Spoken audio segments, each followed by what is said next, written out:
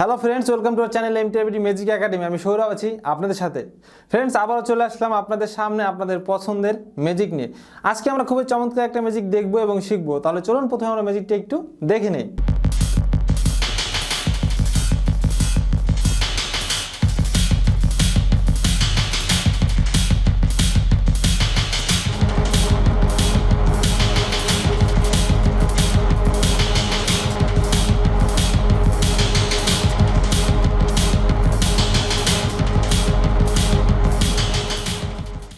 Friends, আশা করি আপনাদের সকলের ম্যাজিকটা খুব ভালো লেগেছে এবং সকলেই ম্যাজিকের কৌশলটা জানতে আগ্রহী।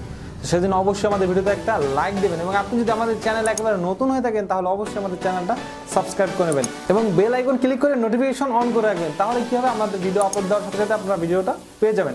তাহলে চলুন এবার আমরা এই ম্যাজিকের কৌশলটা একটু দেখে নিই। ফ্রেন্ডস, আপনারা আমার হাতে যে লাঠিটা দেখতে পাচ্ছেন, এটা হচ্ছে একটা প্লাস্টিকের লাঠি।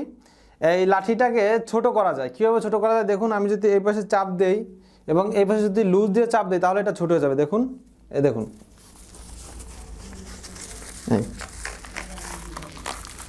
এটা কিন্তু ছোট হয়ে গেছে এবং এই লাঠির মাথায় দেখুন একটা হুকের মতো আছে।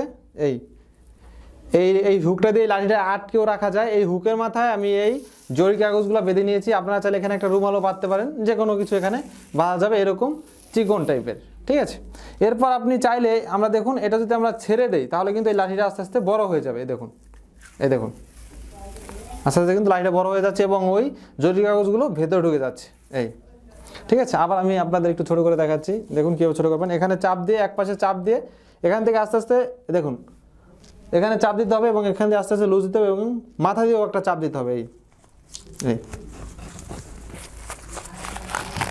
এই ফ্রেন্ডস, দেখতে পাচ্ছেন যে আমি কীভাবে এটা ছোটো করলাম। এই এবং এই লাঠিটা কিন্তু স্টিলেরও হয়। স্টিলের লাঠিটা দিয়েও আমি আপনাদের একটা ভিডিও দেখাবো। সেই লাঠিটা আরও মজবুত এবং আরও বড় সাইজের। তো পরবর্তীতে সেটা দেখতে পাবেন। আজকে আমি এটা দিয়েই দেখাচ্ছি।